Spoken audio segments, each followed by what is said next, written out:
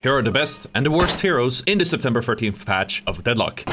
Starting off with the C tier, there's really only one hero here this patch, and that is McGinnis. She did receive a decent chunk of buffs in the recent patch, but I don't think there's a way where she can apply consistent damage nor utility when compared to the other heroes on the roster. There's a chance we'll see some banger builds out there that takes her to the next level, but I have yet to see it, which is why I can only really put her in the C tier. So let's just hop on over to the B tier. First off, we have Lady Geist. She deals a decent chunk of damage, especially now with the change to her blood shards as of the latest patch, and the ultimate provides for a great way to come back at a health disadvantage and to deal with tanks, but she takes a very long time to get there. And as far as how she plays, she is pretty static movement wise, and she's pretty easy to counterplay, which is why I feel like she kind of belongs in the B tier. Another hero, almost a fallen hero that now belongs in the B tier, is Wraith. She used to be such a great pick for me, but the very last few patches have indirectly nerfed her gun build, which I believe is the strongest version of Wraith. She does have good mobility, utility, and decent damage, but she just deals less than ideal damage.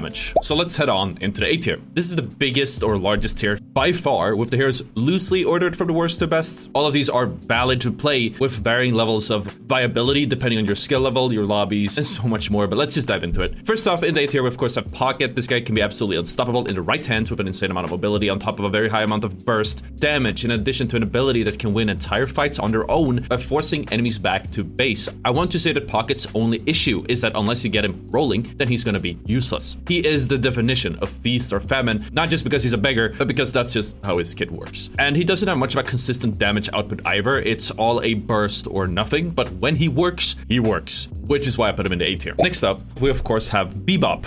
Bebop saw a huge buff this latest patch, and his ultimate is a force to be reckoned with. Now, there was a hotfix bringing him back to speed a little bit, but that doesn't mean that the ultimate isn't nearly unstoppable compared to previously. The double bomb build is as strong as ever, and while yes, you can sort of counter it by building a debuff remover for the bombs or rescue beam to save hooked teammates, it still takes a lot of souls and effort to itemize against him, and these souls could be spent elsewhere. But that's not to mention that his ultimate can beam the hell out of his target or the entire enemy team in one go, so you really gotta be careful if Bebop gets rolling. The only reason I don't put him in S tier is because he does have a lot of item counters or counters in general that stops him from really shining in every situation. On, we of course have Yamato. Yamato has an insane damage burst potential, survivability, and utility, and can stick onto your squishies like no other, especially when she is fully kitted. She's on the more advanced side when it comes to how she plays, but when she's played right, she's unstoppable. One could argue that she belongs in the S tier, but since she is so challenging to play, and much like most dive heroes, she's very much feast or famine, I think that the A tier is a fair spot. Also, I went absolutely off in this game in the background. I'm gonna upload a video on that later. Just subscribe, I guess. Now, Viscus is a little bit different because he is very strong with an insanely high skill ceiling, but he's also comparatively easy to play in lane and to harass opponents. Your skill is going to be your limit here, and as you get into the late game, a good Viscus can definitely carry through his ball and his puddle punch and whatever, but the farther you go up into the late game, the more difficult lining up your abilities will be, which is kind of what holds him back from being a convenient all-rounder. And then, moving on, we have Mo and Krill, and man, Mo and Krill have such a high potential that they are chained to having coordinated teams that follow up on him. The entire kit, when built properly, lets him tear through all the troopers and the jungles and clear the map at a record pace, while also having great presence in all of the lanes in the game. Their knock-up or their ultimate will guarantee a kill in a gank or in a fight, and is insanely good when there is follow-up. But that's the key word, follow-up. Mo and Kill are great for tanking and securing a kill, especially on your high-value targets, but if your teammates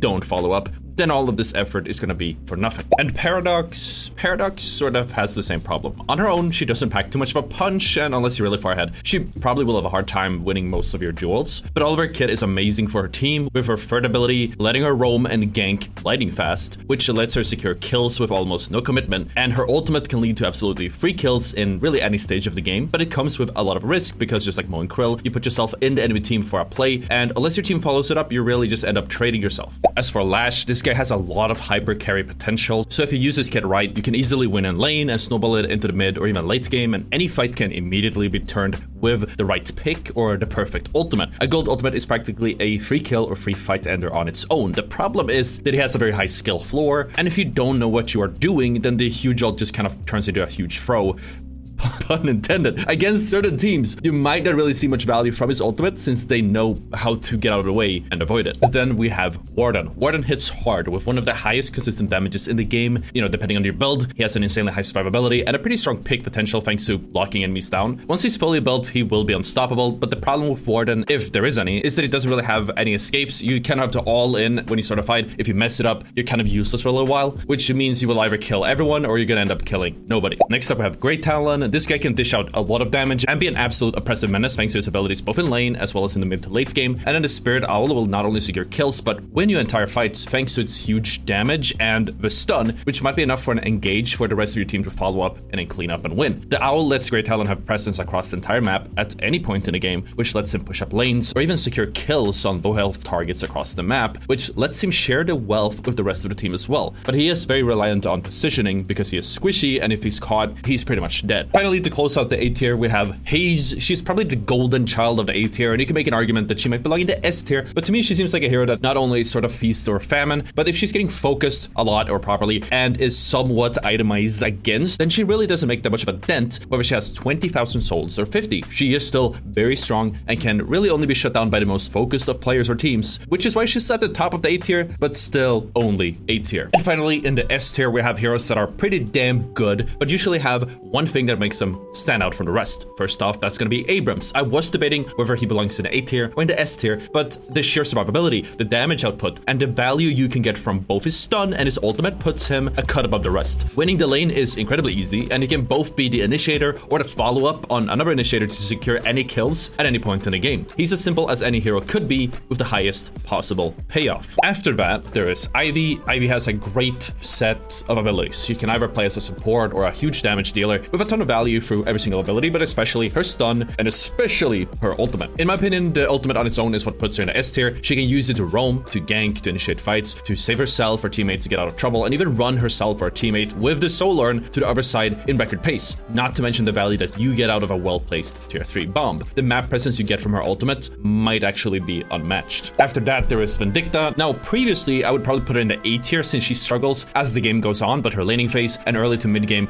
might just be unmatched with an insane snowball potential thanks to her ultimate, which can let her gank other lanes with minimal investment and secure free kills with almost no effort. But now, as of the latest patch, her sniper rifle now deals additional damage or headshots, and even better, it also shares the additional souls per kill that you would get with anyone who gets an assist. Some might see this as a nerf since Vindicta gets less money, but I see it as a buff since the shared souls will go to more members of the team, which improves the whole team's economy as a whole rather than just Vindicta's own, which is going to be especially useful as the game progresses because enemies will start focusing Vindicta, and at that point it is better that her teammates can pick up the slack as well. And then let's talk about Shiv. I've had it up to here with Shiv by now. When built the right way, he can deal an insane amount of damage, and in the laning phase, once he gets his ultimate, he can practically roll his face against the keyboard and score a double kill once you unlock the ultimate and start getting rage. So even if Shiv is severely behind in kills and in souls, the advantage that he gets with the rage is a massive power spike and can very easily tip the scales back in his favor. It's up to the Shiv to snowball this laning phase into a successful early to mid game as he shines the most with a huge lead. But compared to the heroes on the lower end of this tier list, it's easier for him to get there and easier for him to maintain thanks to the sheer damage output and the survivability of his abilities. Next up is Kelvin. Kelvin saw a substantial nerf this patch, especially with his ultimate no longer granting free kills on any objectives such as the towers, the mid boss, or even the patron, but that doesn't mean that he still doesn't have any uses. And that's not to mention the rest of his kit: a healing and slowing grenade, a slowing death ray, a flying ability that leaves a path for his team as well. Everything in Kelvin's kit is strong. Even post nerf, he has to be one of the best heroes, if not the best hero in the game if we're talking support. After that, let's talk Dynamo. Dynamo saw a marginal nerf in the latest patch, but it doesn't really make that much of a dent in his kit overall. Every ability of his is valuable for himself and for his team, and every ability makes a huge difference between the knock up and increased damage from his first, get out of jail free card and increased firing speed for him and any nearby teammates for his second, the speed boost and heal from his third, or the fight deciding ultimate. There isn't really any ability that doesn't let Dynamo carry the hell out of his team, either as a support or as a damage dealer. And of course, we can't have an S tier without talking about Infernus. Infernus actually saw a tiny buff last patch. It was nothing substantial, just a little bit of an improved slow resistance during his charge, but he's so damn good in sustained fights. If a fight lasts long enough for him to start putting his passive down on one or on many enemies, then he will be completely unkillable. Like, I'm not even kidding. He's also dealing insane amounts of damage while doing so. Not to mention the value you can get from a well-placed ultimate that can completely turn the tide of a fight or just secure any fight that you get into if you use it right. And of course, finally, but before running off the tier list with the last hero in this tier. If you guys enjoy the video so far, make sure that you have subscribed to the channel. If it's already done, sweet. I appreciate that. You guys are awesome. But the last hero in this list, and potentially the best hero in the game, might just be 7. 7 hits hard. His kit lets him be oppressive in lane, and with the right build, he can roam around incredibly fast while clearing out all the jungles, which lets him get even more souls to snowball his primary fire, as well as his third ability, and of course, eventually his ultimate. No matter whether to lean into the primary fire or ultimate, he still deals so much damage in any team fight he gets into. And yes, in the lower elos, his ultimate will be stronger, and it will be less viable as you go up the elo or MMR, but that's when his primary fire and second and third ability start to really shine. So he's really covered on all the skill levels. He deals so much damage in any team fights he gets into, and he's just an absolute powerhouse, pun very much intended while doing so. His presence in any team fights might be unrivaled, and if he isn't dealt with, then he can wipe entire teams on his own. And again, it's easy to get there thanks to the fast jungle and lane clear. But yeah, that is the tier list for this patch. Obviously, the value of every hero might look different across every skill level, but I think that this should cover most levels of play and give you an idea of what to play. And also, seeing as metas change as things are discovered in between patches, I've now decided to release my live tier list, which I personally kind of tinker with occasionally just to make sure it's accurate for any upcoming videos. Available for all Patreon subscribers over at patreon.com/Ottr. We're gonna continue doing tier list videos every patch or so where it's relevant, but any small changes will reflect in the live tier list instantly. Patrons also get early access to scripts, free videos, shoutouts. Again, thanks to Sergeant Pyroman and SC7639 for subscribing, and so much more. But as usual, I'm curious to hear what you guys think, and if you guys want to get even better at Deadlock, click the video on the screen. Thank you for watching, and see you all next time. Peace out.